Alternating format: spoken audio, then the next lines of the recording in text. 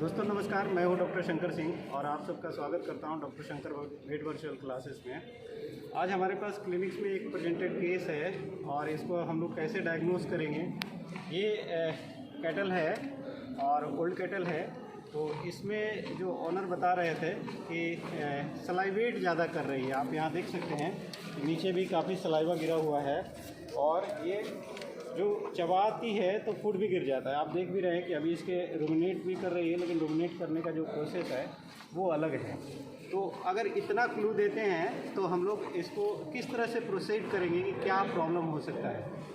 तो अगर इस तरह से स्लाइवेशन हो रहा है तो आपको पहले सस्पेक्ट करना है कि पॉसिबल है कि इसमें या तो स्टोमेटाइटिस होगा या ओरल कैविटी में कोई लीजन होगा, या दूसरा ये हो सकता है कि वो सलाइवा को डिग्लूटिनेट नहीं कर पा रही है। तो यहाँ पे जो प्रोसेस है, क्योंकि ये कट ड्रॉपिंग भी है, तो अगर कट की ड्रॉपिंग हो रही है, उसका फूड चारा जो है वो अगर मुंह से गिर जाता है तो ये इंडिकेट करता है कि किसी न किसी तरह से कट की होल्डिंग नहीं हो पा रही है। ऐसा तब होता है जब फेशियल नर्व की पैरालिसिस होती है या ट्राइजेमिनल नर्व की पैरालिसिस होती है। तो अगर ट्राइजेमिनल नर्व पैरालिसिस रहेगा तो वन साइडेड चेहरे का जो है वो पैरालिसिस हो जाता है और जनरली अपर लिप, आई और ईयर का इन्वॉल्वमेंट होता है और एक साइड का होता है। तो यहाँ अगर आप देखेंगे ध्यान से तो ये जो अपर लिप है इसका ये ड्रॉप्ड है। अगर ध्यान से आप देखिएगा तो अपर लिप जो है ड्रॉप है और इधर से चारा गिर भी जा रहा है। और आप देख सकते हैं कि वो सांस लेना चाह रही है। उधर का जो नोज है, आप थोड़ा क्लोज ले लीजिए, अगर ये सांस लेगी तो इधर के नोज को तो मूवमेंट है, लेकिन इधर के नोज में मूवमेंट नहीं आता है। हाँ देखिए, अभी आप देखिए तो वो प्रॉपरली इधर का मूव नहीं कर पा रही है, लेकिन उस साइड का मूव कर पा रही है। लेफ्ट साइड में उसको मूवमेंट है। टंग में मूवमेंट है, यानी कि टंग की पैरालिसिस नहीं है। यहाँ पे अभी भी देखेंगे कि चारा यहाँ पे भरा पड़ा है, ये यहाँ से इसको निकल नहीं पाती है और यहाँ से ड्रॉप होकर गिरता है। मैं कह रहा था कि इसमें फेशियल पैरालिसिस होगी तो अपर लिप की पैरालिसिस है, साथ में आई की पैरालिसिस होती है।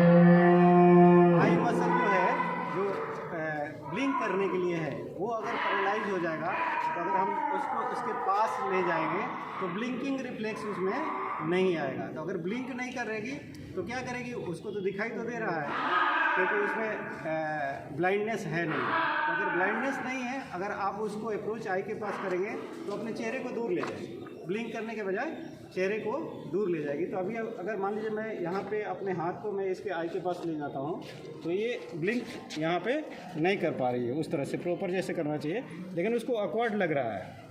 अगर मैं अपने उंगलियों को ले जाऊँ तो वो अपने चेहरे को वहाँ से दूर करना चाह रही है।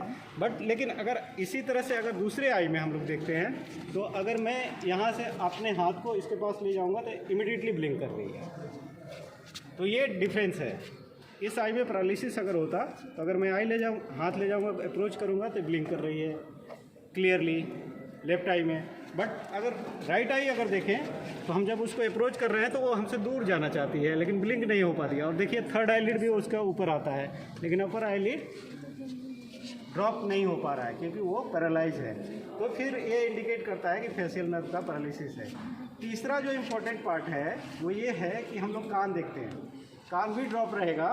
तो इसमें एक कान जो है वो खड़ा है लेफ्ट वाला, उसको मूव भी कर रही है, लेकिन जो राइट ईयर है इसमें कोई मूवमेंट नहीं है। अगर ये मैं इसको छू भी रहा हूँ तो ये ड्रॉप्ड है। और ये वाला कान देखिए आप, ये बड़े आराम से इसको मूव कर रही है। तो तीन चीज़ों का अगर पैरालिसिस मिलता है तो ये ट्राइजेमिनल नर्व या फेशियल नर्व पैरालिसिस होते हैं। इसके लिए कई रीज़न होते हैं, या तो कोई ट्राइजेमिनल नर्व के ट्रैक में कोई स्वेलिंग हो या ट्यूमर हो, उसके चलते भी हो जाता है।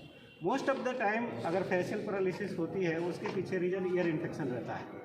तो अगर आप ईयर को देखेंगे तो इसमें देखिए कि यहाँ से डिस्चार्ज भी आया है कान से बहुत, और अंदर भी इसमें तो उसका वैक्स जो है बहुत ज़्यादा भरा पड़ा है।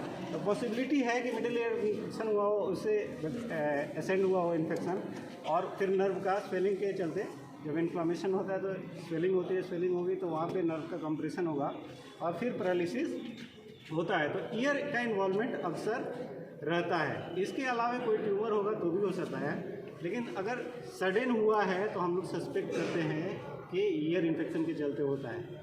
कैटल एंड बफलो में ईयर माइट भी होती है, उसके चलते भी इस तरह का फेशियल नर्व पैरालिसिस होता है। अपार्ट फ्रॉम दैट, अगर आप देखेंगे तो कभी कभी कोई ऐसा लीजन हो जाए, जैसे कि कोई बैक्टीरियल इन्फेक्शन है, जैसे लिस्टेरियोसिस है, उसमें भी यूनिलैटरल पैरालिसिस हो सकता है। लेकिन उसको इसलिए हम लोग रूल आउट कर रहे हैं कि ये एडल्ट है। लिस्टेरियोसिस जनरली कैटल में जो ग्रोइंग होते हैं, यहाँ आप देख सकते हैं कि ये कैसे चारे को गिरा रही है, जो ग्रोइंग होते हैं उनमें होता है, ठीक है। तो जो हीफर होते हैं उनमें लिस्टेरियोसिस के चांसेस ज़्यादा होते हैं। बाकी के इसमें कोई भी सिस्टमिक साइंस नहीं है। कभी कभार किसी केस में ट्रिपैनोसोमियासिस में भी फेशियल पैरालिसिस होता है, लेकिन अगर ट्रिपैनोसोमियासिस के चलते होगा तो सिस्टमिक साइंस भी आएगी, यानी कि उसे फीवर रहेगा, चारा नहीं खाएगी, रूमिनेट नहीं कर पाएगी। यहाँ आप देख रहे हैं कि साफ साफ ये रूमिनेट कर रही है। तो अगर रूमिनेशन हो रहा है यानी कि इसकी फिजियोलॉजी जो है वो नॉर्मल साइड में है और सिर्फ फेशियल नर्व का पैरालिसिस है। इसको और अगर हमें डायग्नोज करना है तो हम लोग पूछते हैं ऑनर से कि पानी कैसे पीती है, वो एक क्लू अच्छा होता है। अगर आप देखेंगे तो अपर लिप जब अगर पैरालाइज है तो सक नहीं कर पाएगी, सकिंग जो पावर है वो चला जाएगा। तो अगर सकिंग पावर नहीं रहेगा तो वो लीक नहीं कर पाएगी, मतलब पानी को सक करके पिघल नहीं पाएगी। तो उसके लिए क्या करेगी, वो पानी, प्यास तो लगेगा, थर्स्ट तो है, तो वो क्या करेगी कि अपने मुंह को पूरे बाल्टी के अंदर डुबो देती है जहाँ पानी रहता है, क्योंकि उसको प्यास लगा है तो उसे पीना है। तो उसके चाहत में अंदर तक अपने मुंह को ले जाती है और फिर पीने की कोशिश करती है। तो अगर ऑनर इस तरह की भी हिस्ट्री देते हैं तो आपको फेशियल नर्व पैरालिसिस सोचना है। फिर आप जैसे यहाँ पे आप देख रहे हैं कि हमें ईयर में प्रॉब्लम लिख रहा है, तो हम ईयर क्लीन करेंगे, ईयर का स्पेसिफिक एंटीबायोटिक देंगे। साथ में ईयर माइट के लिए हम लोग डोरामेक्टिन या आइजोमेक्टिन का वीकली 2 शॉट कम से कम इसको लगाएंगे। इसके अलावा हम इसको न्यूरोटॉनिक देंगे। न्यूरोटॉनिक देने के बाद कुछ ऐसी चीज़ें देंगे जैसे जो ब्लड सप्लाई को इन्हांस करती हों, कुछ एंटी इन्फ्लामेटरी देंगे, खास करके स्टेरॉयड देंगे। अगर प्रेग्नेंट नहीं है तो आप प्रेनिसोलोन ऑप्ट कर सकते हैं। फिर ये केस धीरे धीरे मैनेज हो सकता है। अगर ये बिल्कुल ही नहीं खा रही है, खुद से पकड़ नहीं पा रही है चारा, तो हम लोग ऑनर को गाइड करते हैं कि आप असिस्ट करके उसे मुंह में खिलाओ, यानी कि चारे को लेकर के अगर मुंह में डाला जाएगा तो खा लेगा। जैसे सिंपल ये आप देखिए, आदमी में भी जब पैरालिसिस होती है चेहरे की तो चम्मच से या किसी चीज़ से आप खिलाते हैं तो ले लेते हैं, लेकिन खुद से उनके पास लेने की क्षमता नहीं है। कैटल तो सिर्फ मुंह से ही लेनी है, जब फेशियल पैरालिसिस हो गया तो खुद से वो पकड़ नहीं पाएगा।